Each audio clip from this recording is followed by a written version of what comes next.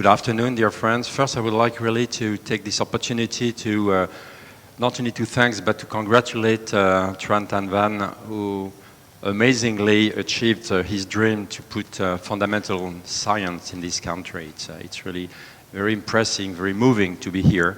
And of course, I thank the organizer, Muriel and Nicolas, to have bring such a major meeting here, which was so important that finally, among the different presentations, I had to modify mine. So what you will see here is really something that I piled up to half an hour ago.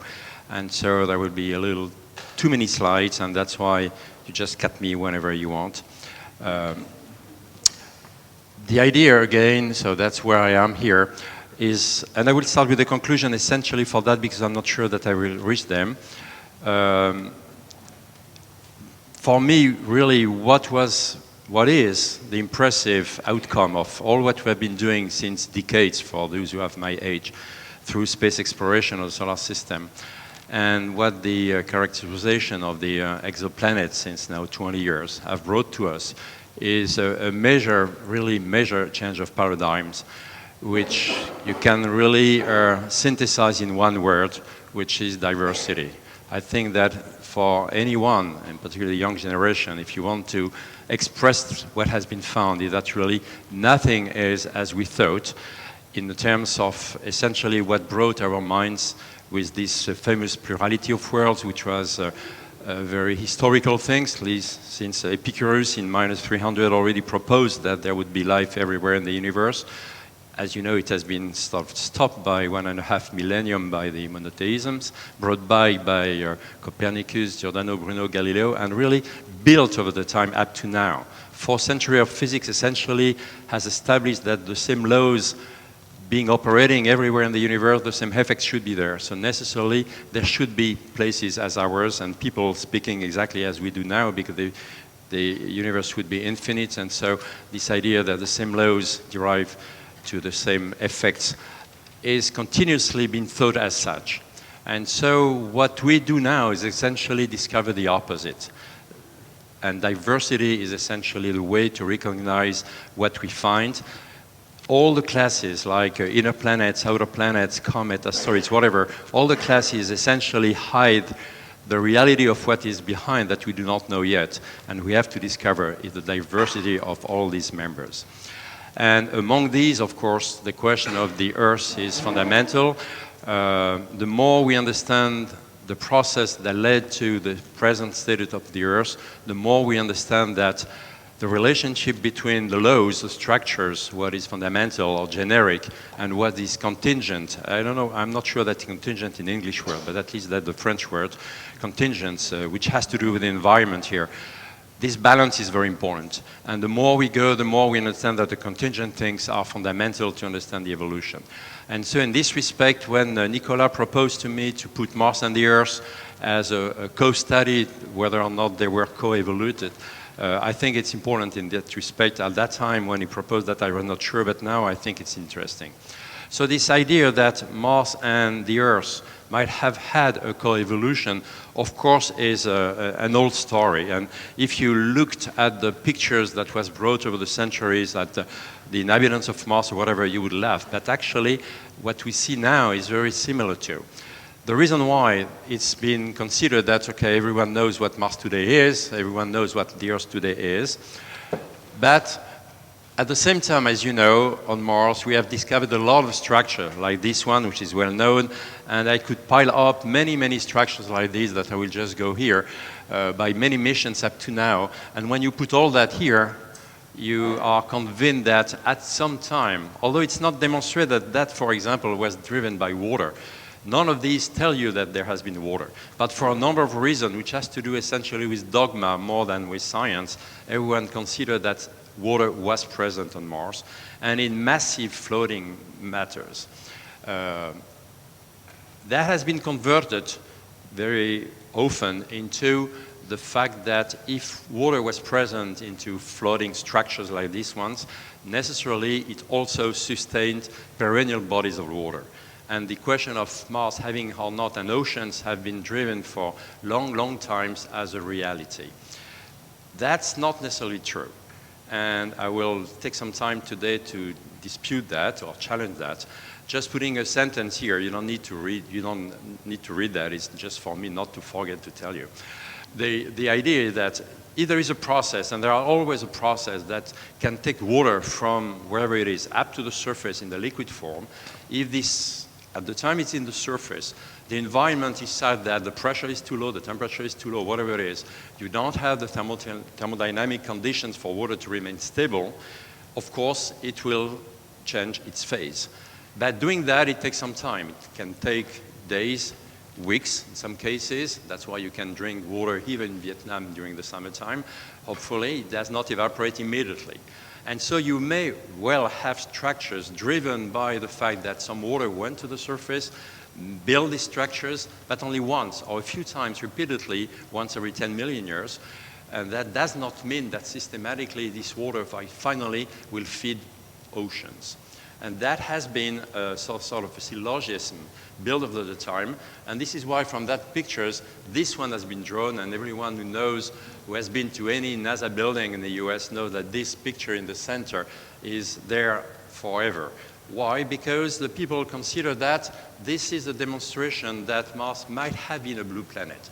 This picture of Mars, of course, is not a picture. Well, it's a picture. It's an artist's view. When the people took Mars as it is now and paint in blue the lowest terrain, just saying, well, if there has been water, it should be there. And these has essentially be the reality that the people wanted to see as Mars having had an ocean a long time ago. You can see on this picture that it was supposed at the time Tarsis was built, the volcanoes were here, and so on. And when you look at that, you see that finally it directly connected to this question of plurality of worlds because people wanted water to be present as sustained bodies on Mars because there was no reason why Mars should not have been inhabited. And actually all the missions up to very recently were always launched in the blue part of this picture. With that reality, that if you want to see the remnants of the fact that life started, that's where you should be, because for obvious reasons, there was water, and in the water, everything started. So that's how things went. And actually, when you go to the Viking missions, which are not prehistory, it was in '76, as everyone knows, 40 years ago, not that far in the past. If you go to the Viking, again, the design of the Viking was not to search for life on Mars, although the people consider that. The idea was to characterize the Mars metabolism. The three measure instruments on board was really to consider whether or not on Mars it was CO2 giving O2 or O2 giving CO2, essentially. So the question of having life on Mars was already solved, in a sense, at that time. But of course, things changed a little bit. But because of that, the people said, okay, we can understand now why, although now there might not be the conditions for water to remain as a stable candidate, CO2 and water should still be there, but CO2 as carbonates and water as permafrost. And up to recently, and actually the two sustained missions, which are Mars Express and MRO, both of them have instruments, and they are still operating, which have been designed 10 years ago, 20 years ago, to search for this permafrost, in particular with two radars, just to know where in the subsurface we should have access to possibly even liquid water. As you know, of course, this has been searched for and nothing has been discovered for a lot of reasons that most of you know, I guess, here, and we can go back to that. There is some CO2 on Mars, but the CO2 is not in the amount of being the large CO2 reservoir as on the Earth. So CO2 never largely, massively dissolved into carbonates. And that's the reason why on the atmosphere, N2 over CO2 is the same on Mars and on Venus, and on the Earth if you take the carbonates back to the atmosphere, like 2 to 3%. N2 and CO2 have disappeared in the same fashion, in the same proportion on Mars, and that demonstrates that CO2 could not be sieved into or trapped into water, because N2, as you know, does not, and then you should have an N2-rich atmosphere that we don't have.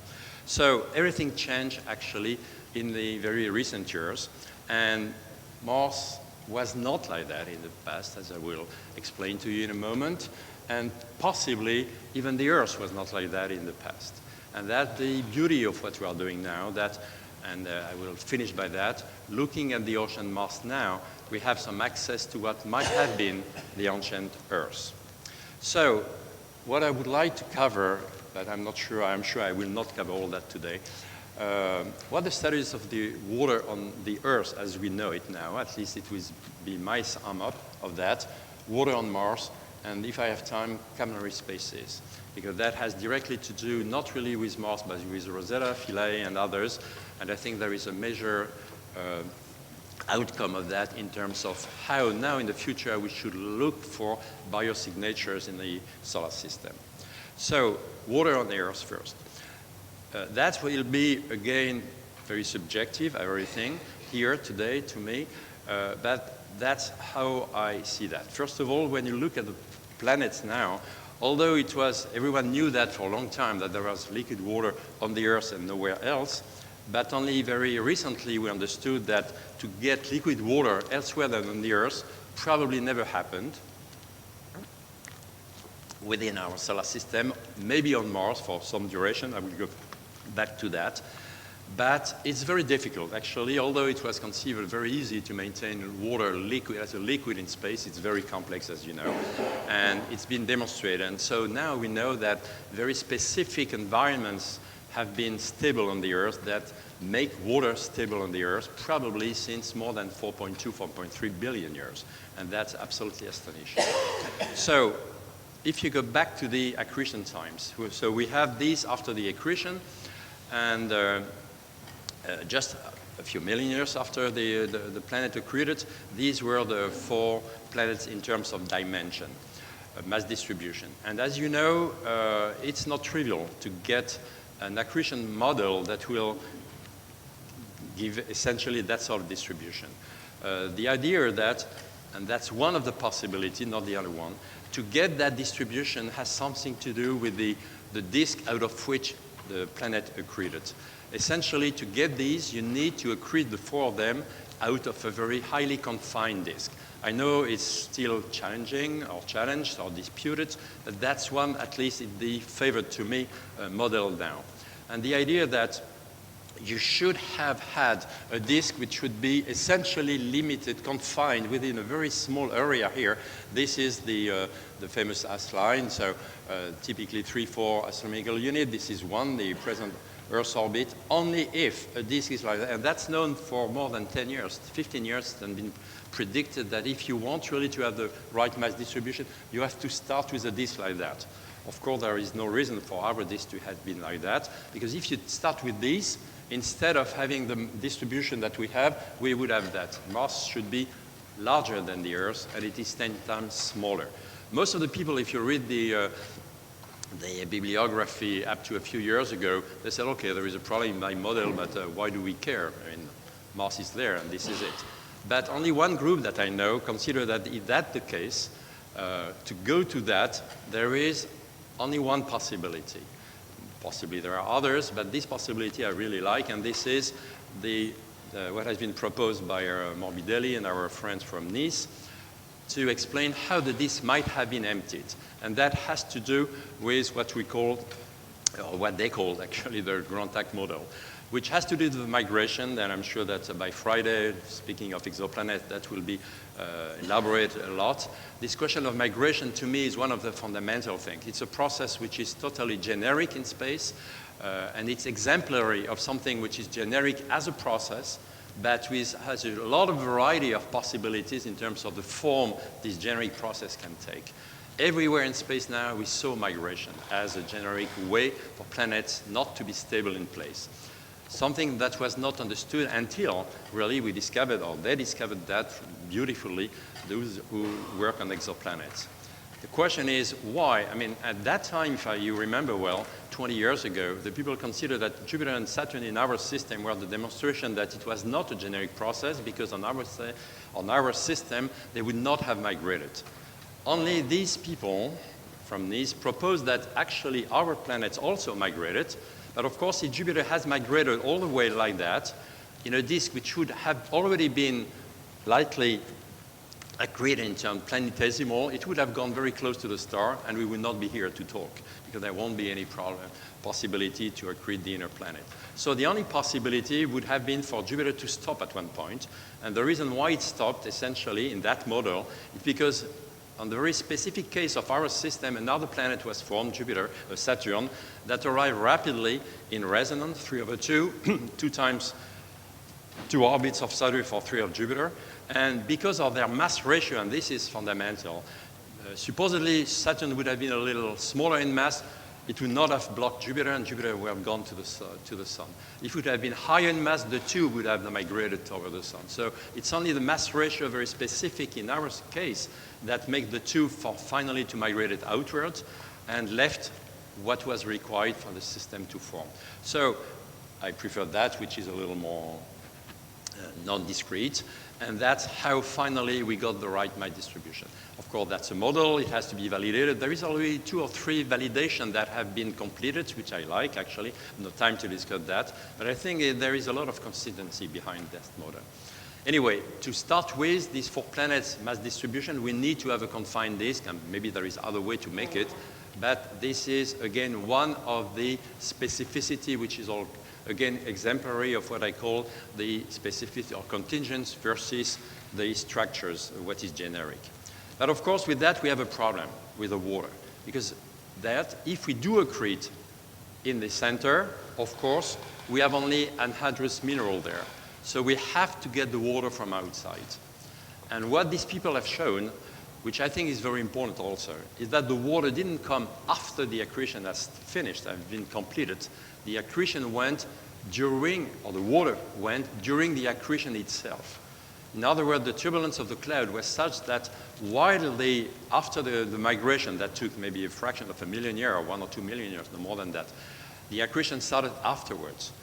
When the accretion started, the turbulence of the material made most of the material from inside to get outside, and that has been shown in the IDP or the stardust material, for example, that you have a lot of inside material, inner material in the outer solar system, but of course the contrary also. So we have a lot of Shuri type material coming in, and of course water went this way.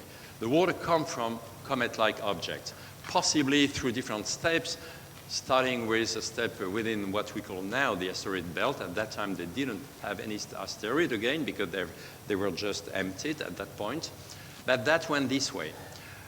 Just one word over the D/H ratio that you might have remembered that one of the first paper published by the Rosetta people, Rossini people actually on Rosetta, was to say the D/H in the comet is different, 3 times higher than the ocean, and that demonstrated that the comets are not the provider of the water, which to me is really not the way to study that.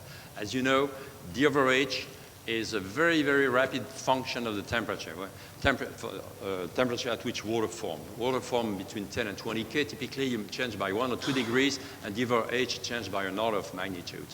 So that only demonstrates that the oceans come from a rather wide variety of bodies formed between 10 and 30 or 40 AU, and this is it. You just average. Not a single comet does represent the average of all the comets that built the material that we find in the oceans. And just because most of what we have on the Earth has transited by the asteroid belt, the fact that we do find the same in the asteroid belt is just a translation of the fact that they were formed by the same process.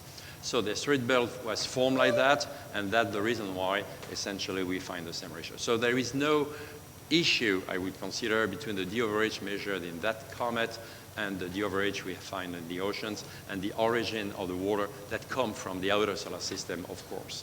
So this is bad, and something that was present in Hervé's talk yesterday, and I might re-emphasize later, not today actually, is that the comets, and this is really fundamental, because I think the emphasis has not been given maybe properly after all what we have said with Rosetta. Rosetta has demonstrated that the comet is not an icy body. Comet, although we thought it was essentially the famous Whipple ice ball, dirty ice bodies with some molecules in, it's exactly the opposite. A body, and that's till the deep interior, we have a lot of evidence for that. It's not only the surface. It's made of carbon-rich grains and other mineral grains. It's grains. And in the grains, of course, with this carbon-rich material acting as a cement of the matrix, you have some icy grains. Of course, there is ice there, but maybe only 15–20%, no more than that. And that's sort of fundamental for the rest of the story, because if we said that, and if it's true, that most of the water comes from the import of this material, most of the carbon also come from that place. during the accretion and afterwards. One of the questions is, what happened to this carbon-rich material that went during accretion later on?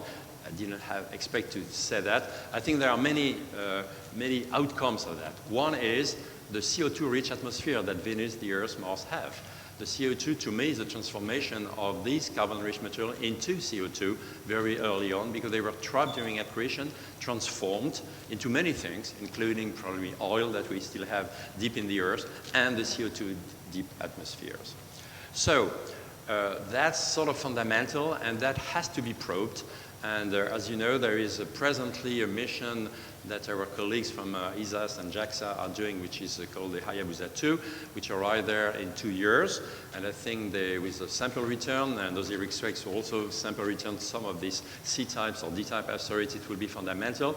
But all what we think now will change the way we will operate, if I can say so, with Hayabusa 2 and those ERIC, because now the goal for the astrobiology is entirely different now. We have to probe that, in particular for the carbon-rich material. And later on, to know whether or not all this scenario, which happened long ago, is true. The Trojan mission, the so-called the SPS solar proportional cell, power cell mission, also by ISAS and JAXA, should be, I hope it will happen, happens the sooner the best, because that will be a key validation of this dynamical process. And I consider that fundamental in the sense that we know now that the dynamical process of the solar system was fundamental to shape the diversity of evolution of all the planets, in particular of the Earth. So water eye was brought very early on, during the accretion. And of course, the organics also, as I say, and that's of key relevance. I will go back to that later. But the question is how you get from here to there. How the water was brought to the surface. It looks trivial because we have it here, and so why do you think of that? And I think it's fundamental to understand the process by which the water, which was in the body, went to the surface at a given point on the Earth and not necessarily elsewhere. But I will see probably on Mars also. And the idea, at least that's my view, it's a direct consequence of the giant impacts. I'm not going to elaborate along there, limited in time, of course, but this question of what happened in the solar system after a few tenths million years, when you have a few tenths of thousand and kilometer-sized bodies, protoplanets, interacting very violently, and most of them, of course, were disrupted by the shocks. We know, of course, that at least for the Earth, it happened once. We are almost confident that that's true, and the outcomes are also huge. We have a global magma ocean. I'm not going to do a lot of that here, but that's very important because the magma, the Earth went to a few thousand degrees, whether it's C or K, and intuitively you think that if there is magma, water will disappear. That's exactly the opposite. The water was retained in the magma because water loves magma. But it's when magma cooled down and, of course, condensed itself that the water was brought to the surface. Only a fraction went brought to the surface. But because of the impact, the atmosphere was, most of the atmosphere was released, of course. The atmosphere was exactly what you had to be above the triple point and below the critical point of water, and water was stable. And you have 3 kilometers of water that were stable just by that. But of course, some of the water remained in the mantle. And I think that all the geologists in the room know that that's a key ingredient for the plate tectonics, the very specific plate tectonics we have on the Earth, is the degree of hydration of the magma that we had in the mantle at that point, which is a direct also consequence of the giant impact. Why do I say that here? It's also to exhibit the exemplary of the fact that there has been many impacts like that in the solar system. Probably all the bodies were, but with a completely different geometry and ratios of the impacted to the impacted body. Everything different, you will have a totally different outcome. If it was a frontal shock with the same 2 bodies, probably the Earth would have disappeared. If it would be a very grazing incident, the same, you would never have the possibility to make a circumstellar or circumterrestrial disk out of which the moon would be reaccreted. And so with a mass sufficient to have a gravitational effect on the Earth, which, as you know, stabilize the climate forever, all that has to do, the obliquity change which didn't occur on the Earth is a direct consequence of the geometry of the impact. So again, that is exemplary of what I call the contingent versus the generic things. The processes are generic, the forms are very contingent. And you could add a lot of things on this impact, and I think that what Daniele just said about the rapid outgassing of argon-36 to me is a demonstration of that also. It could be that when most of the volatiles went out, you had, of course, also everything that blocked in the ices, argon was one of them, were immediately released, and that might be the reason why argon-36 was released a few tens of million years after it formed. So you can go very key drivers for the Earth's evolution there. And the question, of course, is whether or not Mars was subjected to a similar thing. And water on Mars, what do we know? Migration, again, both planets suffered the same sort of migration, as I said already, so I don't know. Accretion, exactly the same also. I am absolutely convinced that Mars and the Earth accreted, with respect to their mass, of course, similar amount of volatiles in terms of these grains and of the organics and the refractory that goes with the organics. So this is probably the same. So Mars and the Earth, same pictures, if I can say so, after that. Giant impact. Did Mars have a giant impact? We don't know for sure. But there is different possibility. One is that the dichotomy that we have on Mars is a direct effect on that. I'm not going to elaborate on that. The northern terrains of Mars have up to 10 kilometers lower altitude than the others. They have been filled afterwards. It might be a remnant of the dichotomy, of the impact. But in that case, it means that it was a very grazing incidence one because it has not been leveled out. So we didn't have a global magma ocean up to that at that point, if that's the result of that. That would explain many things. It would explain that Phobos and Deimos in particular are so small as compared to our own moon. And it happened that the MMX mission that the Japanese are also planning for 24, so really very early ahead of us, will demonstrate something, because if we can demonstrate that Phobos and Deimos are the remnant of the giant impact, it will give a huge insight in the, again, the variety of possibility that the giant impact had in space. So there is no global oceans, probably. Our satellites, it might be that we have the trace of other satellites on Mars. I will go again very rapidly on that because not necessarily needed for the conclusion here. So the question whether it's specific on the Earth or not, it's still there. And the question of what is generic, what is specific, again, is fundamental, and this is what MMX will do. So did we have liquid water on Mars with all that said? We had at the very beginning the same process. Possibly a fraction of the water could go with the impact up to the surface, with most of the water still deep in Mars. That's a possibility. My conviction is probably that the case, that most of the water never went to the surface just because we didn't have a process that could really bring all the water over there. But we don't know. The question whether or not water was stable there, then unfortunately I have no time to elaborate on that, but that's something that we did over the past 10 years, and I think very successfully with two missions, the Mars Express on one side and the MRO on the other one. For the first time we had an hyperspectral imager on board, Omega on one side and Crism on the others. We have the capability remotely to have access to the composition, but put in the context. And by the composition you have the process, by the context you have the timing, so you can build an history. 3 minutes for the history. Okay. So I will just show one or two pictures. We tell you how we can drive composition. This is a global map, for example, of the pyroxenes. We tell you the crust is still as it was in the beginning. But okay, I will just put that. But you see, most of the places which are in gray here, you don't see the mafic minerals, although they are made of mafic minerals. Why? Because they have been altered. And so all the places which are red on Mars have been altered so as not to show up the pyroxene, the olivines, or whatever you have. And the question was, what are they made of? And we wanted to know whether it was true that if Mars is red, it's because it has been rusted. And the idea is that the map you have here, the redder, the more hematite you have, Fa2 or 3. And so actually, yes, if you have a Mars which is red, it's because ferrous has became ferric. But at the same time, we wanted to know whether it has been by liquid water. And we make a map of all the places on Mars where you have or have had water in a liquid form at some point. And that's very important. I have no time to elaborate on that. We can discuss that in the next coffee break. But it's fundamental because what does it show? It shows that First of all, what is red has never seen water here.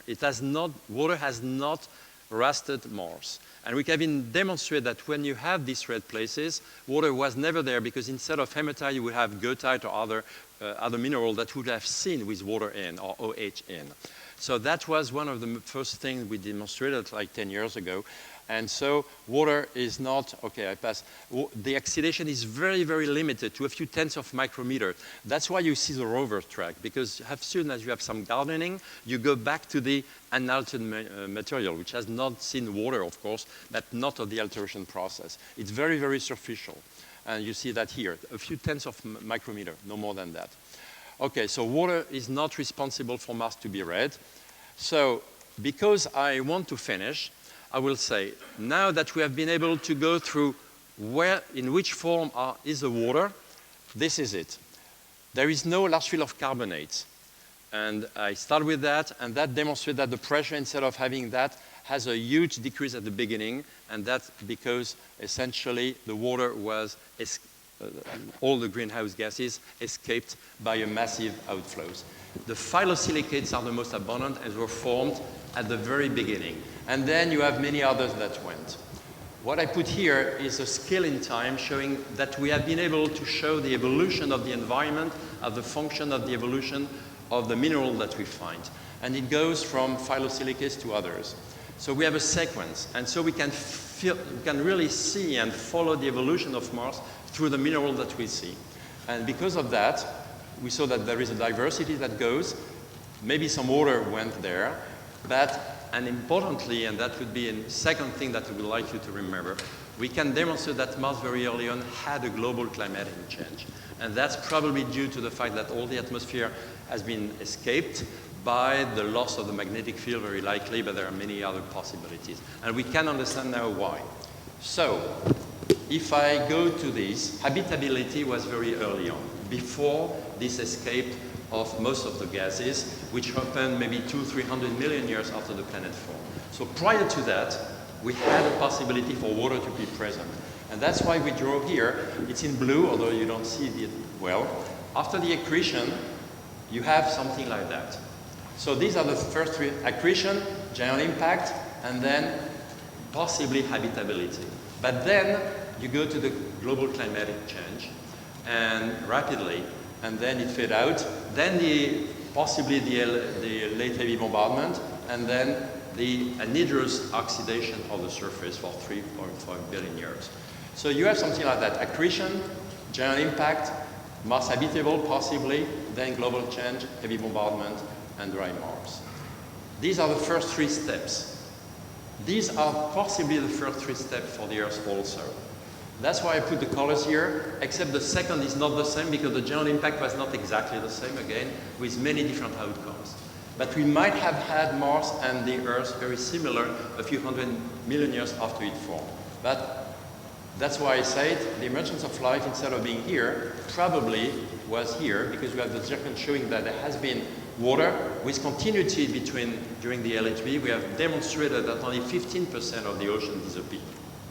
So because of that, probably the Archean will start much earlier on. And many people in this conference will really give arguments why life might have started much earlier on, and we would definitely concur with that. So these, starting afterwards, after the habitability period, you have Mars on the top. Rapidly, it became dry, while the Earth remained constant. So the question of coevolution is important. The key thing is that we still have on Mars sites, only a few, but you have some sites which have preserved the record of what happened at that time, although everything has been stopped here. So the Raven site exit, and so these are the sites to explore, and this is where we stop with the ExoMars mission that should go to that, the Mars 2020 possibly also, but of course the game is entirely different. We know that getting there, we are looking for the biosignature that might have occurred at that time. And to finish with, we are convinced that if life started elsewhere than on the Earth, it's on Mars in some places, and for reasons that we could explain, Mars has kept the record of these, and we can have the possibility to explore them. Thank you very much.